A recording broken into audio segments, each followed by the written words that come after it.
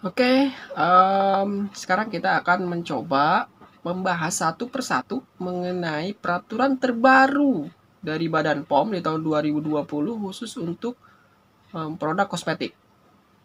Yuk, saksikan aja di channel Novan Way.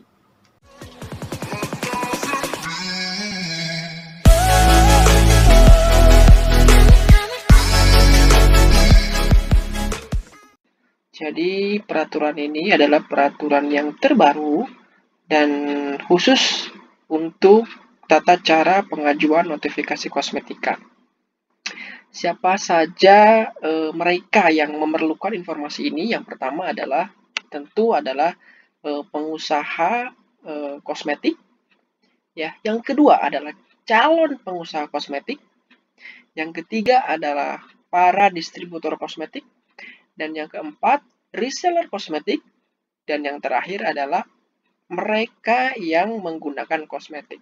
Saya akan coba jelaskan satu persatu nanti poin-poinnya apa saja. Di sini tata cara pengajuan notifikasi kosmetika.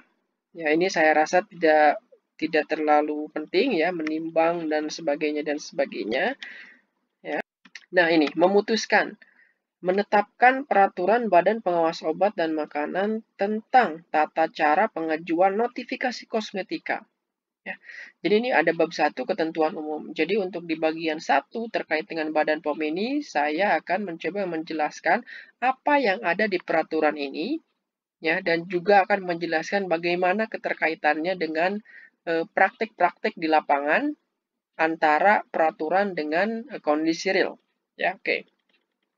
Yang pertama, yang dinamakan dengan kosmetika adalah bahan atau sediaan yang dimaksudkan untuk digunakan pada bagian luar tubuh manusia, ya, seperti epidermis, rambut, kuku, bibir, dan organ genital bagian luar, atau gigi dan membran mukosa mulut, terutama untuk membersihkan, mewangikan, mengubah penampilan, dan atau memperbaiki bau badan, atau melindungi atau memelihara tubuh pada kondisi baik.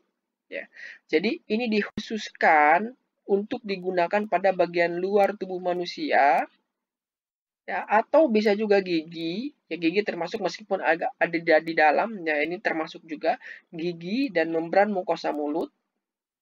Ya, misalkan untuk ada mouthwash bisa jadi masuk ke sini, terutama untuk membersihkan, mewangikan, mengubah penampilan dan atau memperbaiki bau badan atau melindungi atau memelihara pada kondisi baik. Ya, ini bisa dipahami. Jadi kosmetika adalah definisinya seperti ini. Kemudian yang kedua, kosmetika ada yang dinamakan kosmetika dalam negeri. Kosmetika dalam negeri adalah kosmetika yang dibuat dan dikemas oleh industri kosmetika di dalam negeri. Artinya di Indonesia atau dibuat di luar negeri, ya di luar Indonesia, namun dikemas dalam kemasan primer oleh industri kosmetika di dalam negeri. Jadi bisa jadi produknya ini memang diproduksi di luar negeri, tapi ketika dikemas melakukan packaging kemasan primer, ya itu ada di dalam negeri. Jadi artinya dikemasnya itu di tempat produksi yang ada di dalam negeri, khusus untuk kemasan primer. Kemasan primer apa sih? Jadi kemasan primer itu adalah kemasan yang dia bersentuhan langsung dengan produknya. Ya, misalkan kalau misalkan untuk shampoo sachet, ya si sachetnya itu adalah kemasan primernya karena dia langsung bersentuhan dengan produknya. Ada lagi nanti kemasan sekunder, ya. Jadi sachet ini dibungkus lagi oleh kemasan lain atau sekunder. Bisa jadi ada kemasan tersier. Ya, kemasan tersier ini ya kemasan primer yang sudah dibungkus dengan kemasan sekunder dan dibungkus lagi. Ya, itu namanya kemasan tersier. Oke, lanjut. Kosmetika impor. Kosmetika impor adalah kosmetika yang dibuat oleh industri kosmetika di luar negeri. Paling sedikit dalam kemasan primer. Jadi di sini BPOM itu menekankan kepada kemasan primer. Jadi di luar negeri boleh diproduksi, ya yang tadi yang nomor 2 ini. Tapi kalau kemasan primer di dalam negeri itu masuknya kosmetika dalam negeri. Tapi kalau sudah dikemas di sana di luar negeri, ya dengan kemasan primernya sekaligus di sana itu masuknya kosmetika impor. Kosmetika kontrak. Yang keempat adalah kosmetika yang pembuatannya dilimpahkan kepada industri kosmetika berdasarkan kontrak. Ya, kosmetika yang pembuatannya dilimpahkan kepada industri kosmetika berdasarkan kontrak. Bisa jadi mungkin di tempat maklun, ya. Jadi ada kontrak khusus yang memang ya sudah, karena saya tidak bisa memproduksi sendiri, ya mungkin saya punya formulanya, tapi tolong ini diproduksi di tempat Anda yang punya izin produksi untuk kosmetika, yaitu kosmetik kontrak. Usaha perorangan, ya ini beda lagi, ya ini tentang usaha. Usaha perorangan adalah usaha yang dikelola secara pribadi oleh perorangan yang memiliki perizinan dari pemerintah setempat. Ya. Jadi kita harus ada usaha yang dikelola secara pribadi atau perorangan yang memiliki perizinan dari pemerintah setempat. Ingat ya, harus memiliki perizinan. Ya dari pemerintah setempat. Izinnya ya apa saja. Ya di sini tidak hanya terkait dengan kosmetika, tapi di sini ingin menjelaskan bahwa usaha perorangan adalah usaha yang dikelola secara pribadi, ya, dan tentunya memiliki izin. Importir adalah badan usaha berbentuk badan hukum atau bukan badan hukum yang memasukkan kosmetika ke dalam wilayah Indonesia. Jadi kalau di sini sudah menekankan importer kosmetika ini siapa, ya, apakah badan hukum atau bukan badan hukum bisa jadi. Ya, yang mereka mengimpor itu artinya memindahkan barang dari luar negeri ke dalam negeri, ya, prosesnya seperti itu. Jadi memasukkan kosmetik dari luar, kalau bahasa ekspor impornya itu dari luar wilayah pabean gitu ya, dari luar negeri ke dalam negeri. Yang ketujuh, nomor induk berusaha. Nah, ini sangat penting kalau teman-teman masih mau atau belum mengenal lebih banyak tentang nomor induk berusaha atau NIB, bisa dilihat di atas ini, ya. Itu ada video-video yang terkait dengan NIB. Yang selanjutnya disingkat NIB adalah identitas pelaku usaha yang diterbitkan oleh lembaga OSS atau Online Single Submission setelah pelaku usaha melakukan pendaftaran. Jadi NIB ini sangat wajib ketika kita mendaftarkan Badan POM, ya, itu harus ada NIB-nya. Bahkan ya jauh sebelum ke Badan POM, ya misalkan kita harus mendaftarkan NPWP perusahaan pun itu harus ada NIB-nya. Mendaftarkan untuk mendapatkan rekening perusahaan itu harus sudah ada NIB-nya. Ini sangat penting. Jadi kalau teman-teman misalkan masih belum memahami tentang NIB ini, masih belum memahami tentang penggunaan online single submission ini, saya kira sudah saatnya sekarang bisa nanti setelah video ini bisa ditengok-tengok video saya yang lain tentang NIB ini. Nah, ini yang ke-8. Perusahaan relasi atau sister company adalah beberapa perusahaan yang terpisah secara hukum, jadi beda perusahaannya, namanya sudah berbeda, aktanya berbeda ya. Namun dimiliki dan atau dikendalikan oleh perusahaan induk yang sama. Jadi ada holdingnya, ya, perusahaan induk, ada holdingnya. Jadi misalkan holdingnya perusahaan antah berantah, tapi di bawah itu ada beberapa anak perusahaan ABG, perusahaan ABC, perusahaan ABD, ya. Relasi atau hubungan antara perusahaan ABG, ABC, ABD ini dinamakan sister company. Ya.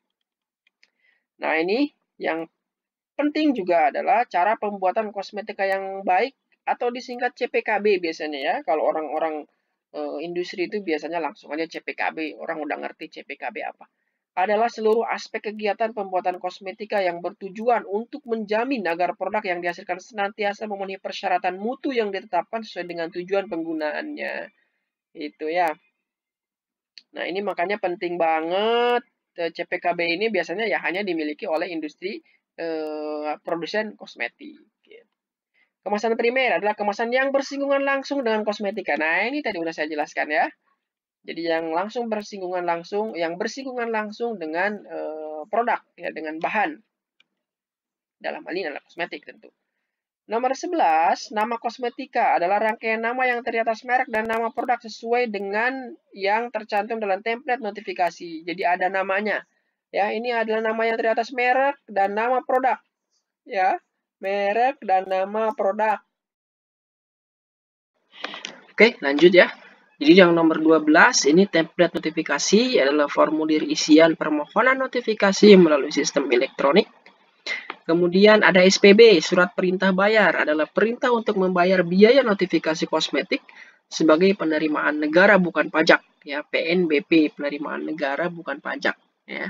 Jadi kita harus bayar nanti ketika mau daftar produk kosmetik kita, ya baik itu kita sendiri atau di tempat maklun, ya itu kita harus ada sejumlah biaya yang kita setorkan kepada negara, ya itu berupa PNBP. Nanti pembayarannya dinamakan SPB. Ke-14, dokumen informasi produk atau DIP adalah data mengenai keamanan, kemanfaatan, dan mutu kosmetika. Nah, ini 15 ada nanomaterial nih. Nanomaterial adalah bahan yang tidak larut atau biopersisten dan sengaja dibuat dengan satu atau lebih dimensi eksternal atau struktur internal dengan skala 1 sampai 100 nano atau dengan skala lebih dari 100 nano, namun memiliki karakteristik yang sangat berbeda dengan bahan awal. Jadi, ini sangat penting karena beberapa bahan kosmetik atau beberapa produk kosmetik ataupun produk yang lain sekarang sudah banyak yang menggunakan nanopartikel atau nanomaterial di dalamnya, termasuk ada beberapa bahan yang saya produksi juga ya di formulasinya itu ada nanomaterialnya. Ini memang spesialisasi dari perusahaan saya juga ya untuk nanomaterial ini, tapi khusus lebih banyak ke untuk obat-obat tradisional. Ya. Jadi ini memang sangat lagi in lah ya, lagi in banget yang nanomaterial ini. Nah ini yang ke-16, prinsipal. Prinsipal adalah badan usaha yang berbentuk badan hukum atau bukan badan hukum di luar negeri yang menunjuk importer di Indonesia untuk melakukan penjualan kosmetika yang dimiliki atau dikuasai.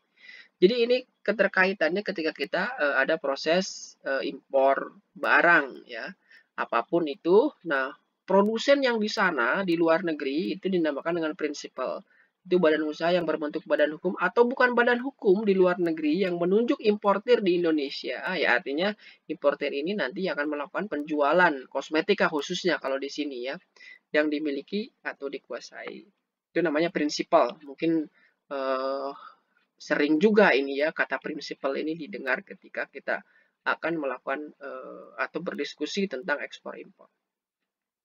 Pelaku usaha adalah orang perseorangan atau badan usaha baik yang berbentuk badan hukum maupun bukan badan hukum yang didirikan dan berkedudukan atau melakukan kegiatan dalam wilayah hukum negara Kesatuan Republik Indonesia, baik sendiri maupun bersama-sama menyelenggarakan kegiatan usaha dalam bidang kosmetika. Jadi kita adalah pelaku usaha nih, ya. Bisa perorangan atau badan hukum. Nah, ini BPOM. Yang selanjutnya disingkat, ya ini Badan Pengawas Obat dan Makanan yang disingkat menjadi BPOM, adalah lembaga pemerintah. Jadi ini lembaga pemerintah, BPOM itu non-kementerian yang menyelenggarakan urusan pemerintah di bidang pengawasan obat dan makanan. Unit Pelaksana Teknis atau UPT di lingkungan BPOM yang selanjutnya disingkat UPT BPOM adalah satuan kerja yang bersifat mandiri yang melaksanakan tugas teknis, ya, operasional tertentu dan atau tugas teknis penunjang tertentu di bidang pengawasan obat dan makanan berupa balai besar atau balai dan loka pengawasan loka pengawas obat dan makanan. Hari adalah hari kerja. Jadi kalau ada kata hari di sini adalah hari kerja maksudnya gitu ya di peraturan BPOM ini. Jadi kalau kita menemukan hari, oh ini berapa hari ini selesainya? Ya itu berarti maksudnya adalah hari kerja ya. Artinya hari kerja itu berarti Sabtu Minggu nggak dihitung. Ya hari kerja itu Senin, Selasa, Rabu, Kamis, Jumat. Ya kalau Sabtu Minggu nggak dihitung dia. Jadi hari kerja itu adalah hari kerja. Kepala badan adalah kepala BPOM sendiri. Ya, oke. Ya itu saja part 1 atau bagian pertama yang akan coba kita bahas yang sudah kita bahas ya. Mengenai peraturan terbaru ya dari Badan POM untuk urusan kosmetika ya, untuk produk-produk kosmetika ya. Kalau misalkan ada pertanyaan silakan disampaikan di kolom komentar. Kalau ada informasi-informasi lain juga kita silakan diundang saya untuk berdiskusi lebih lanjut lagi di kolom komentar. Jangan lupa klik like dan juga share dan juga subscribe video ini ya bagi teman-teman Anda mungkin yang dirasa perlu untuk mengetahui informasi ini. Oke.